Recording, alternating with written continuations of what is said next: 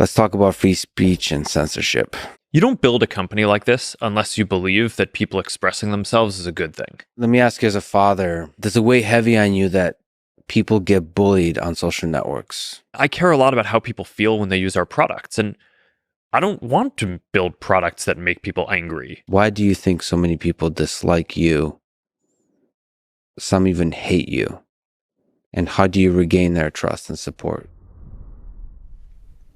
The following is a conversation with Mark Zuckerberg, CEO of Facebook, now called Meta. To me, this is like a beautiful thing, right? The notion that like, for me, coding was this functional thing and I enjoyed it, and it like helped build something utilitarian, but that for the next generation of people, it will be even more an expression of their kind of imagination and artistic sense for what they want to exist. So I don't know if that happens, if we can help bring about this world where, you know, a lot more people can, that's like their existence going forward, is being able to basically create and live out, you know, all these different kinds of art. I just think that that's like a beautiful and wonderful thing, and will be very freeing for humanity to spend more of our time on the things that matter to us. Yeah, allow more and more people to express their art in the full meaning of that word. Yeah. That's a beautiful vision. We mentioned that you are mortal. Are you afraid of death? Do you think about your mortality? And are you afraid of it? You didn't sign up for this on a podcast, did you? I mean, it's an interesting question. I mean, I'm definitely aware of it. I do a fair amount of like extreme sport type stuff. So, so I'm definitely aware of it. Yeah. And you're flirting with it a bit. I train hard. Okay. I mean, so it's like if I'm going to go out in like a 15-foot wave, go out like, big. Then it's like, all right, I'll make sure we have the right safety gear and like make sure that I'm like used to that spot and all that stuff. But you know, I mean, the risk is still there. You take some head blows along the way. Yes. But definitely aware of it. Definitely would like to stay safe. I have a lot of stuff that I want to build and want to. Does it freak you out that it's finite though? That there's a deadline when it's all over? And there'll be a time when your daughters are around and you're gone? I don't know. No, that doesn't freak me out. I think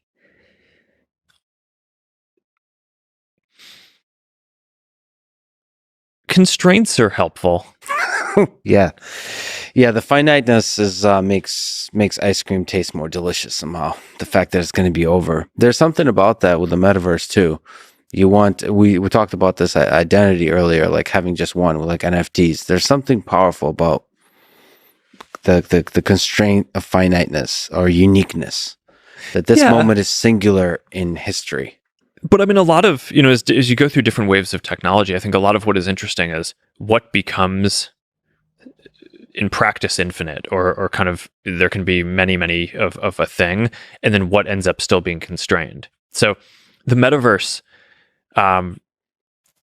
should hopefully allow a very large number, or maybe, you know, in practice, hopefully close to an infinite amount of expression and worlds, but we'll still only have a finite amount of time. Yes. I think, I mean, living longer, I think, is good. And obviously all of our philanthropic work it's not focused on longevity, but it is focused on trying to achieve what I think is a possible goal in this century, which is to be able to cure, prevent, or manage all diseases. So I certainly think people kind of getting sick and dying is a bad thing, and I'm you know, dedicating almost all of my capital towards advancing research in that area to push on that. Which, I mean, we could do another one of these podcasts about that, because that's so what people should know. Fascinating topic. I mean, this is with your wife, Priscilla Chan. You formed the Chan Zuckerberg Initiative, gave away 99% or pledged to give away 99% of Facebook, now Meta shares. I mean, like you said, we could talk forever about all the exciting things you're working on there, including the sort of moonshot of eradicating disease by the mid-century mark. Or I don't actually know if you're going to ever eradicate it, but I think you can get to a point where you can either cure things that happen, right? So people get diseases, but you can cure them. Prevent is probably closest to eradication, or just be able to manage as sort of like ongoing things that are, not going to ruin your life.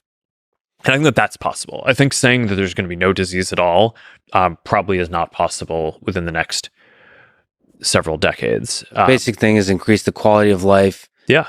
And maybe keep the finiteness, because it makes everything taste more delicious. Yeah. Maybe that's just being a romantic 20th century human. Maybe. But it was an intentional decision to not focus on our philanthropy on like explicitly on longevity or living forever. Yes. If at the moment of your death, and by the way, I like that the lights went out when we started talking about death. You get to meet God. It does God. make it a lot more dramatic. It does.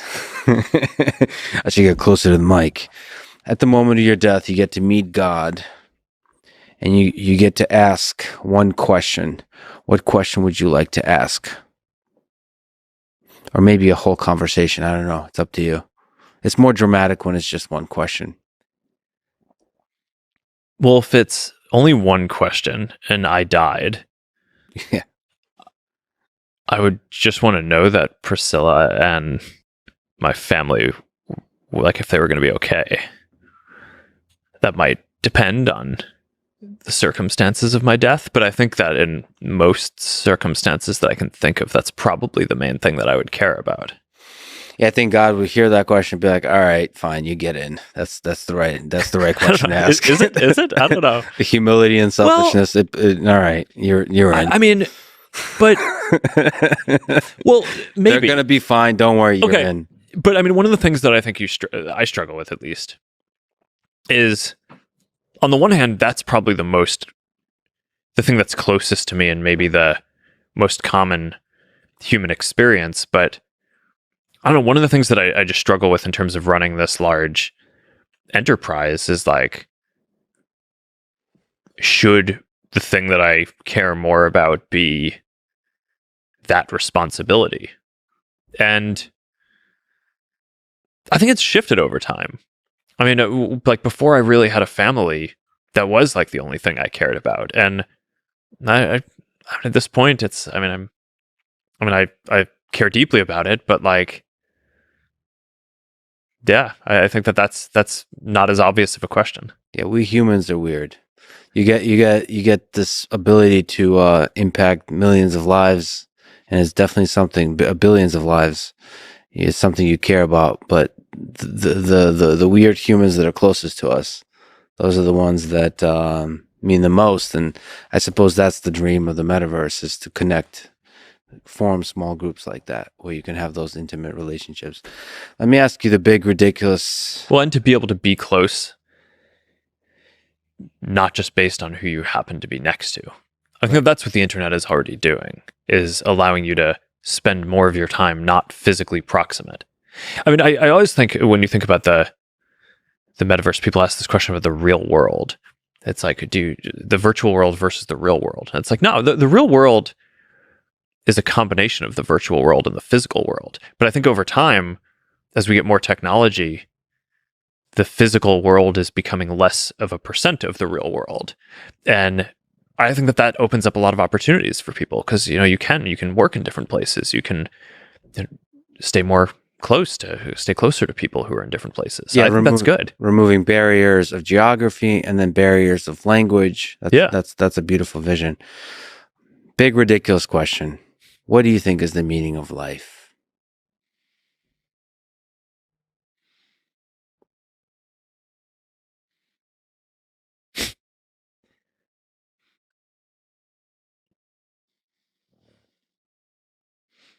I think that, there are probably a couple of different ways that I would go at this.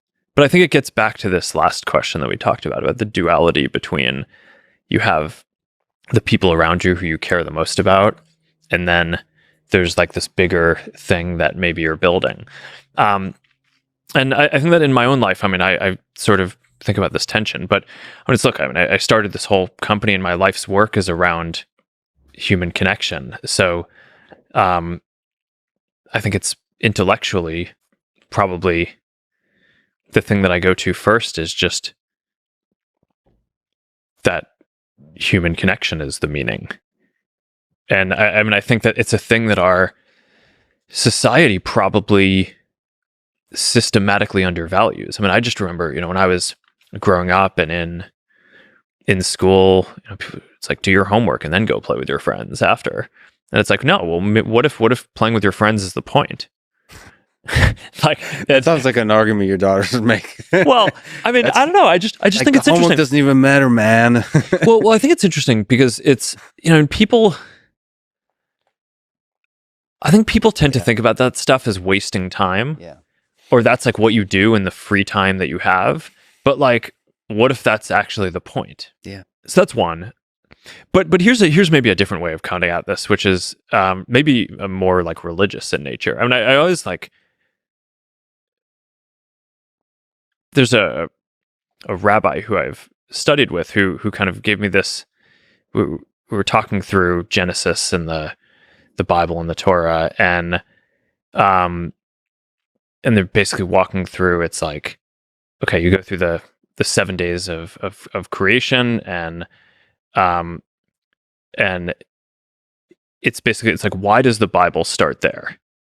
Right? It's like it could have started anywhere, right? In terms of like how to live. But basically it starts with talking about how God created people in her image. But the Bible starts by talking about how God created everything.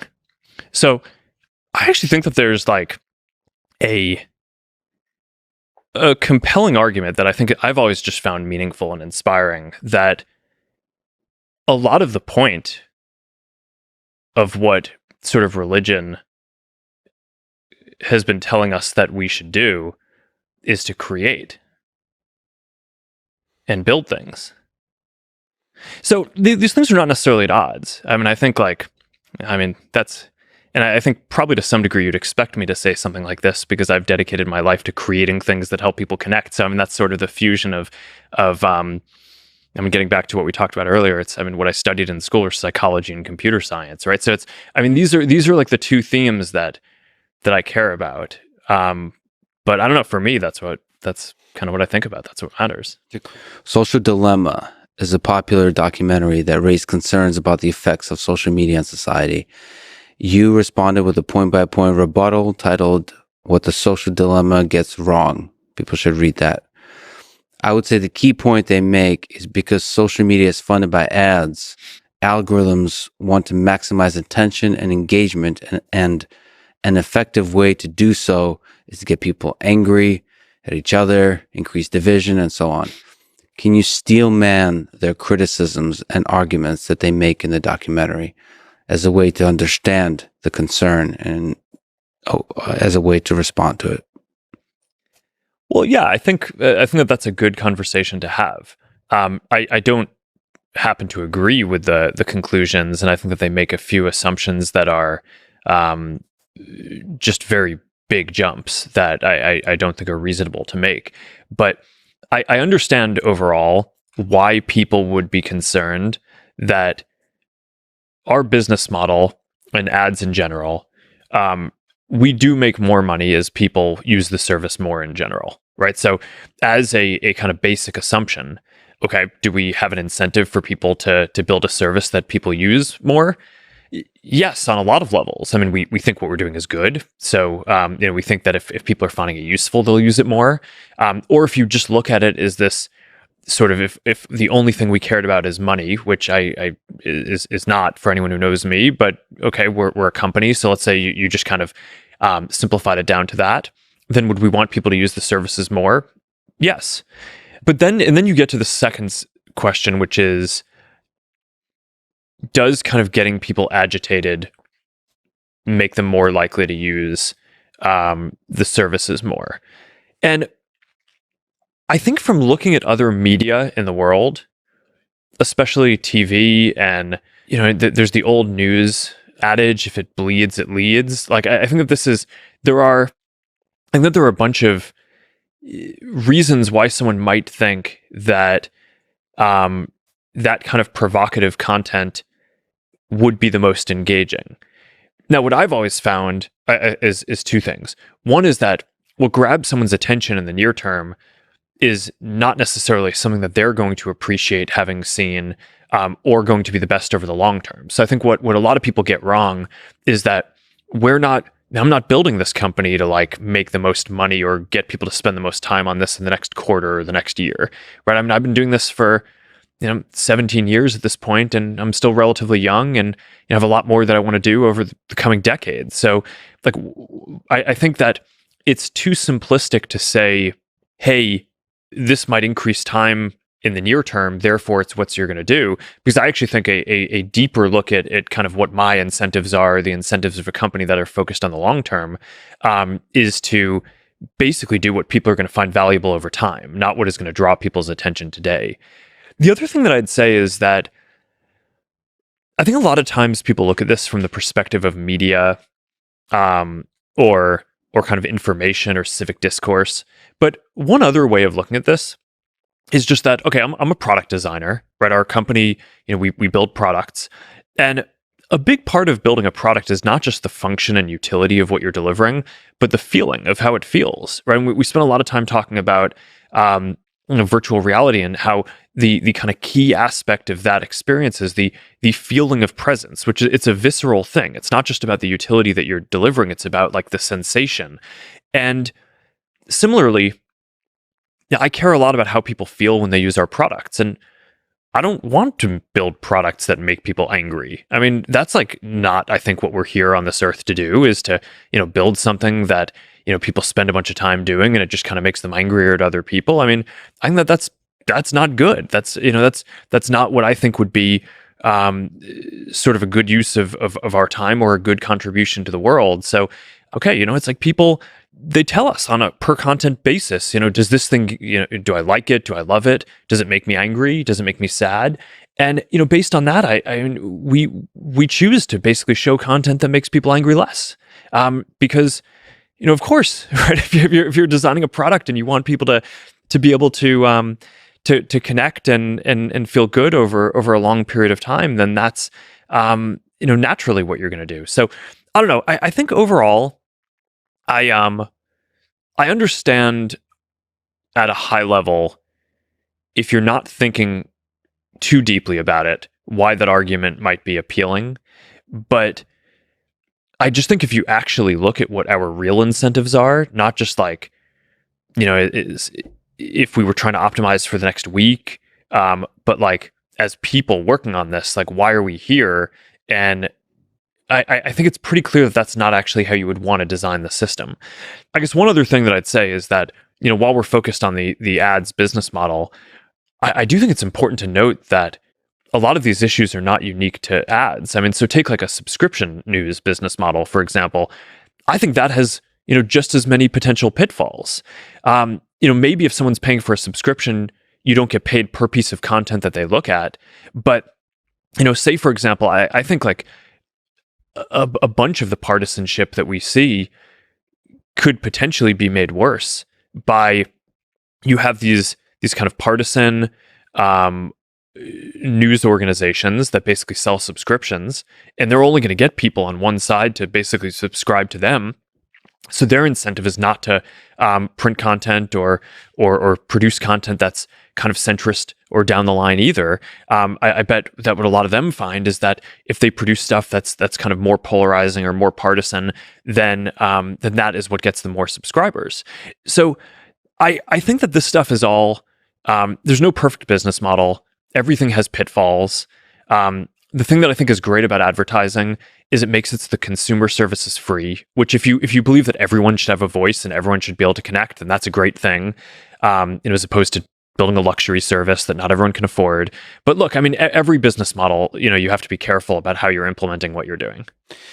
You responded to a few things there. You spoke to the fact that, there is a narrative of malevolence, like, you're leaning into the making people angry just because it makes more money in the short term, that kind of thing. So you responded to that. But there's also kind of reality of human nature.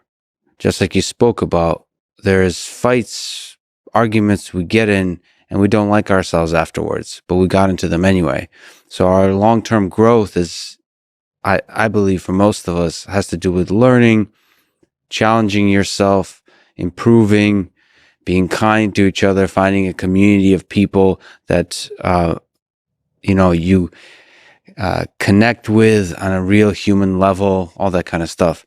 But it does seem, when you look at social media, that a lot of fights break out, a lot of arguments break out, a lot of viral content ends up being sort of outrage in one direction or the other. And so it's easy from that to infer the narrative that social media companies are letting this outrage become viral. And so they're increasing the division in the world. I mean, perhaps you can comment on that, or further, how can you push back on this narrative? How can you be transparent about this battle? Because I think it's not just motivation or financials. It's a technical problem too, which is, how do you improve long-term well-being of human beings? I think that going through some of the design decisions would be a good conversation. But first, I actually think, I think you acknowledge that, that narrative is somewhat anecdotal. And I think it's worth grounding this conversation in the actual research that has been done on this, which by and large finds that social media is not a large driver of polarization, right? And there's been a number of economists and social scientists and folks who have studied this. A lot of polarization. It varies around the world. Social media is basically in every country. Facebook's in pretty much every country except for China and maybe North Korea, and you see different trends in different places where, in a lot of countries, polarization is declining. In some, it's flat. In the U.S., it's risen sharply. So the question is, what are the unique phenomena in the different places? And I think for the people who are trying to say, hey, social media is the thing that's doing this, I think that clearly doesn't hold up, because social media is a phenomenon that is pretty much equivalent in all of these different countries. And you have researchers like this economist at Stanford, Matthew Genskow, who's just written at length about this. It's a bunch of books by, political scientists, Ezra Klein and folks, Why We're Polarized, basically goes through this decades-long analysis in the U.S., before I was born, basically talking about some of the forces in kind of partisan politics and Fox News and different things that predate the internet in a lot of ways that I think are likely larger contributors. So to the contrary on this, not only is it pretty clear that social media is not a major contributor, but most of the academic studies that I've seen actually show that social media use is correlated with lower polarization.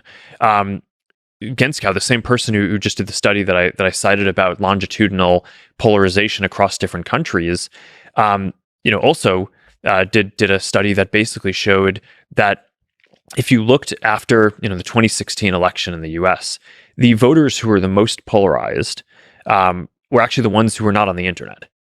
So, and there have been recent other studies, I think in Europe and around the world, basically showing that as people stop using social media, they tend to get more polarized.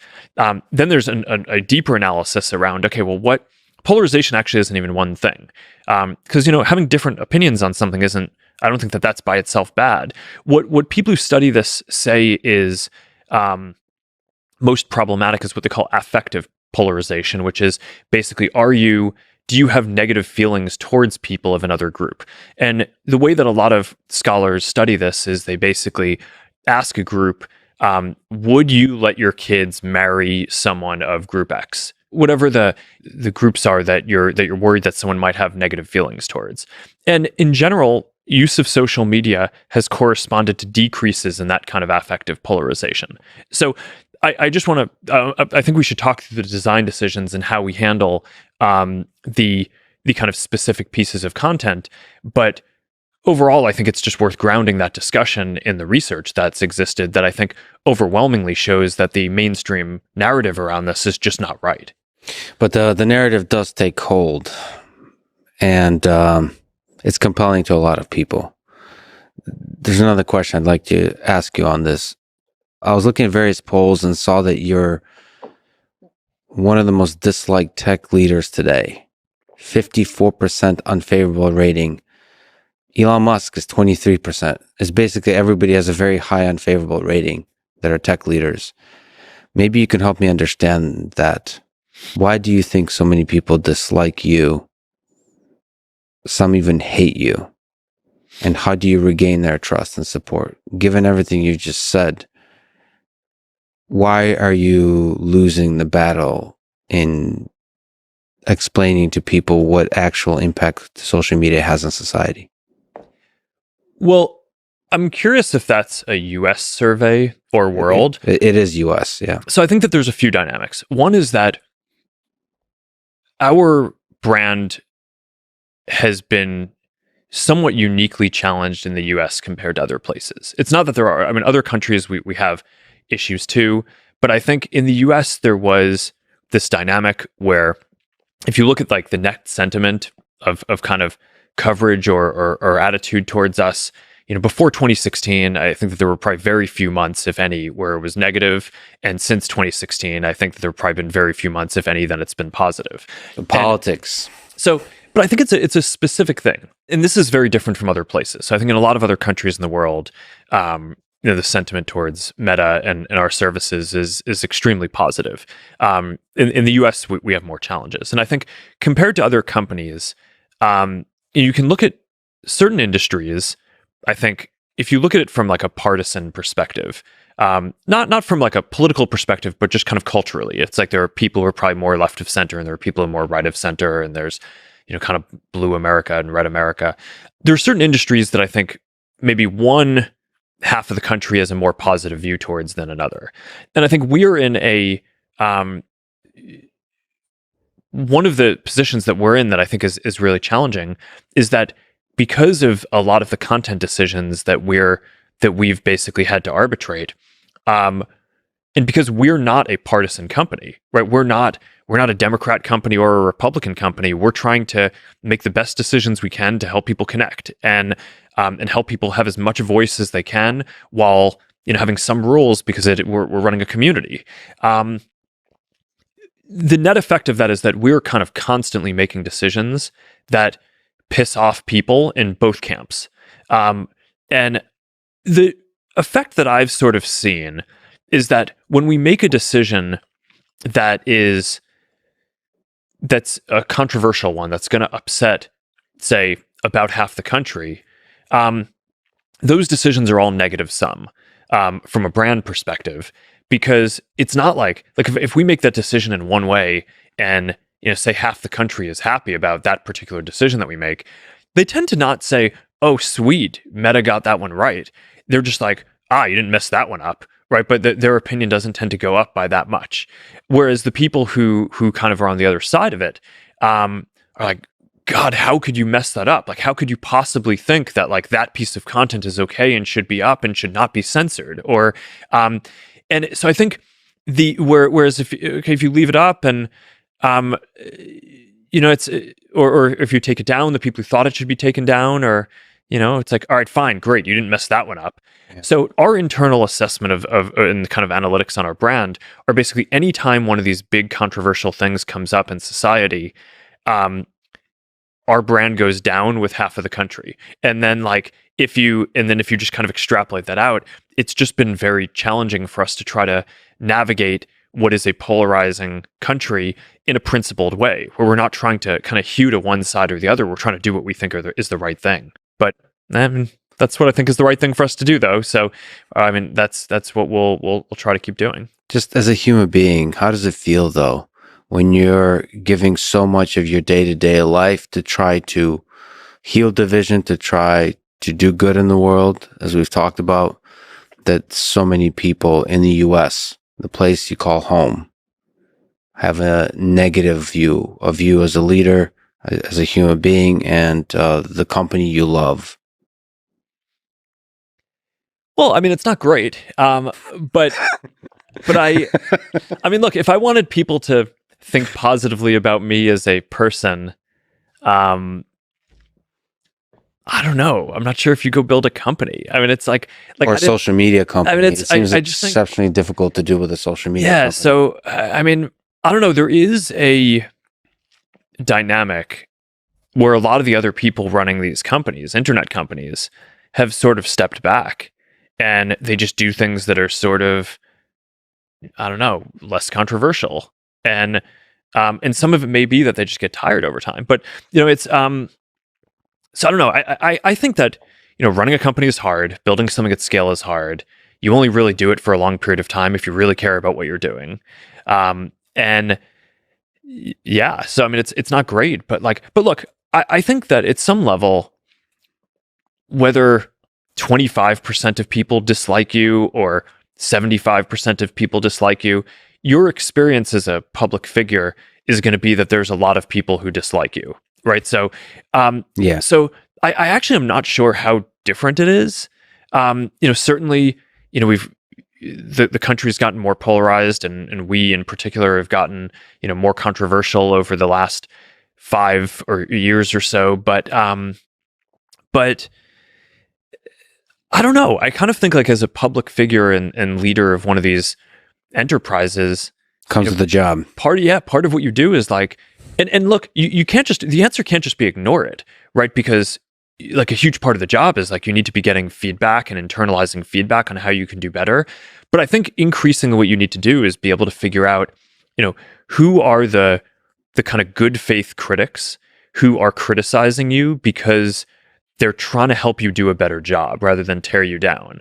And those are the people who I just think you have to cherish and like and listen very closely to the things that they're saying, because I think it's just as dangerous to tune out everyone who says anything negative, and just listen to the people who are kind of positive and support you, as it would be psychologically to pay attention trying to make people who are never going to like you.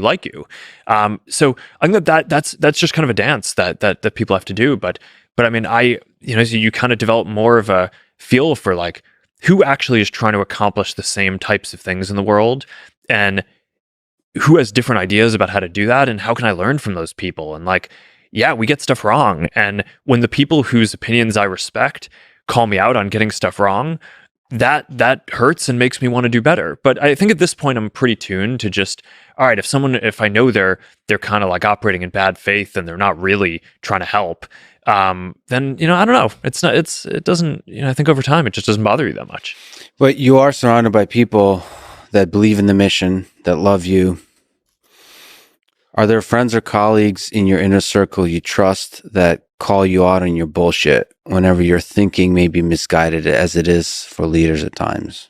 I think we have a famously open company culture, where we sort of encourage that kind of dissent internally, which is why there's so much material internally that can leak out with people sort of disagreeing, is because that's sort of the culture. Our management team, I think it's a lot of people. There's some newer folks who come in. There are some folks who've kind of been there for a while, but there's a very high level of trust, and I would say it is a relatively confrontational group of people. And my friends and family, I think, will push me on this. But look, I think it's not just. But I think you need some diversity, right? It can't just be people who are your friends and family. It's also, there are journalists or analysts or peer executives at other companies, or other people who sort of are insightful about thinking about the world. Certain politicians, or people kind of in that sphere who I just think have like very insightful perspectives. Who, even if they come at the world from a different perspective, which is sort of what makes the perspective so valuable. But I think fundamentally you're trying to get to the same place in terms of, helping people connect more, helping the whole world function better, not just, one place or another. And I don't know. I mean, those are the people whose opinions really matter to me. And I just, it's, that's how I learn on a day-to-day basis. People are constantly sending me comments on stuff or links to things they found interesting. And I don't know, it's kind of constantly evolving, this model of the world and kind of what we should be aspiring to be. You've talked about, you have a famously open culture, which comes with the criticism and the painful experiences. So let me ask you another difficult question. Frances Haugen, the Facebook whistleblower, leaked the internal Instagram research into teenagers and well-being. Her claim is that Instagram is choosing profit over well-being of teenage girls, so Instagram is, quote, toxic for them. Your response, titled, "What Our Research Really Says About Teen Well-Being," and Instagram, says, no, Instagram research shows that 11 of 12 well-being issues, teenage girls who said they struggle with those difficult issues, also said that Instagram made them better rather than worse. Again, can you steel man and defend the point and Frances Haugen's characterization of the study, and then help me understand the positive and negative effects of Instagram and Facebook on young people?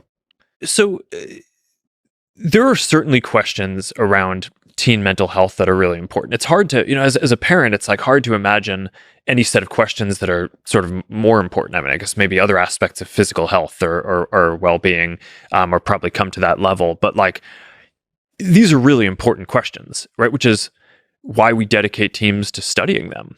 I don't think the internet or social media are unique in having these questions. I mean, I think people, and there have been sort of magazines with promoting certain body types for women and kids for decades, but we really care about this stuff. So we wanted to study it, and of course, we didn't expect that everything was going to be positive all the time. So I mean, the reason why you study this stuff is to try to improve and get better. So I mean, look, the place where I disagree with the characterization, first, I thought, some of the reporting and coverage of it just took the whole thing out of proportion, and that it focused on, as you said, I think there were like 20 metrics in there, and on 18 or 19, the effect of using Instagram was neutral or positive on the teen's well-being. And there was one area where I think it showed that we needed to improve, and we took some steps to try to do that after doing the research. But I think having the coverage just focus on that one without focusing on the, I think an accurate characterization would have been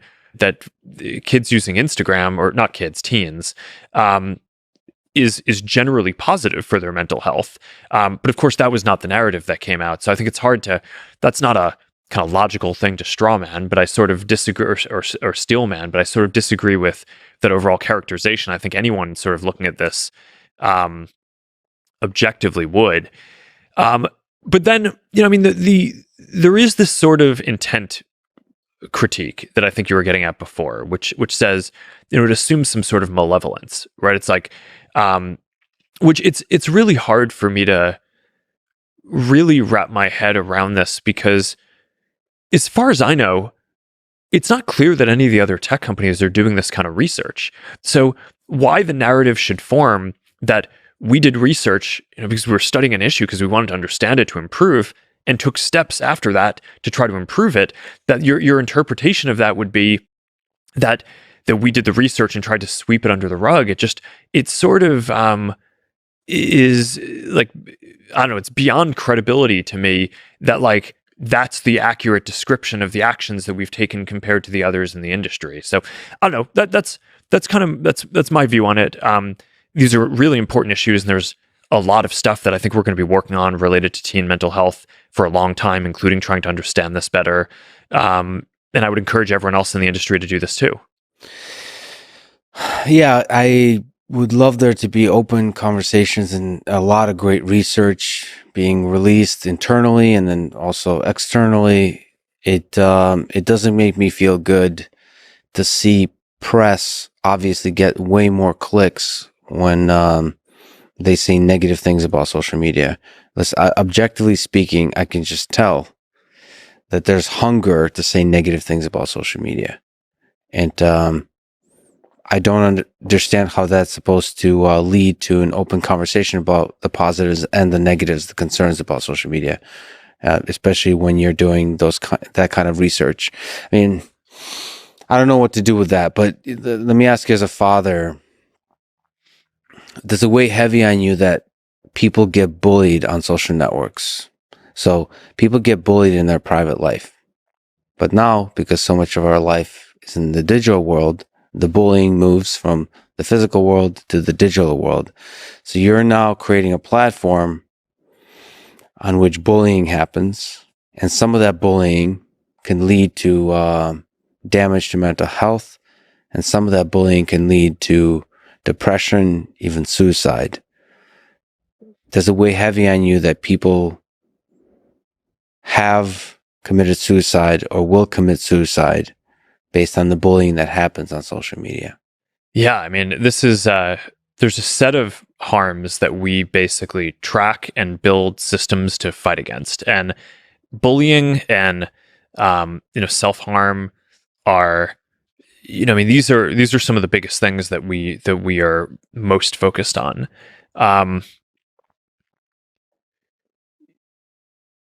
For bullying, like you say, it's going to be,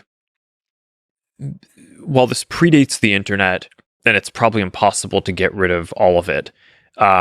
You want to give people tools to fight it, and you want to fight it yourself. And you also want to make sure that people have the tools to get help when they need it.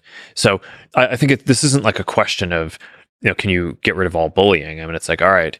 I mean, I have two daughters, and they fight and push each other around and stuff too. And the question is just how do you handle that situation? And there's a handful of things that I think you can do. We talked a little bit before around some of the AI tools that you can build to identify when something harmful is happening.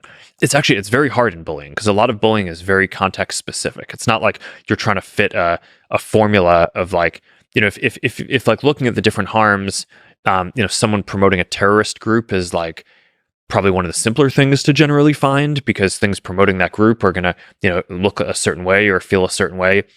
Bullying could just be, someone making some subtle comment about someone's appearance that's idiosyncratic to them. And it could look at just like humor. So humor to one person exactly. could be destructive to another human being. Yeah. So with bullying, I think there are certain things that you can find through AI systems. But I think it is increasingly important to just give people more agency themselves. So we've done things like making it so people can turn off comments or, take a break from, hearing from a specific person without having to signal at all that they're going to stop following them or kind of make some stand that, okay, I'm not friends with you anymore. Or I'm not following you. I just don't want to hear about this, but I also don't want to signal at all publicly that, or to them that there's been an issue. And then you get to some of the more extreme cases like you're talking about where someone is thinking about self-harm or suicide. And there we've found that is a place where AI can identify a lot, as well as people flagging things. If people are expressing something that is potentially they're thinking of hurting themselves, those are cues that you can build systems in hundreds of languages around the world to be able to identify that. And one of the things that I'm actually quite proud of is we've built these systems that I think are clearly leading at this point that not only identify that, but then connect with local first responders and have been able to save, I think at this point, it's, in thousands of cases, be able to get first responders to people through these systems who really need them because of specific plumbing that we've done between the AI work and being able to communicate with local first responder organizations. And we're rolling that out in more places around the world. And I think the team that worked on that just did awesome stuff. So I think that's a long way of saying, yeah, I mean, this is a heavy topic, and you want to attack it in a bunch of different ways, and also kind of understand that some of nature is for people to do this to each other, which is unfortunate. But you can give people tools and build things that help. It's still one hell of a burden, though. A platform that allows people to fall in love with each other is also by nature going to be a platform that allows people to hurt each other. And when you're managing such a platform, it's difficult. And I think you spoke to it, but the psychology of that, of being a leader in that space, of creating technology that's playing in this space, like you mentioned, psychology, is really damn difficult. And I mean, the burden of that is just great. I just wanted to hear you speak to that point. To create and to love, which is the ultimate form of connection. I think this is one hell of an amazing replay experience in the metaverse. So whoever is using our avatars years from now, I hope you had fun. And thank you for talking today. Thank you.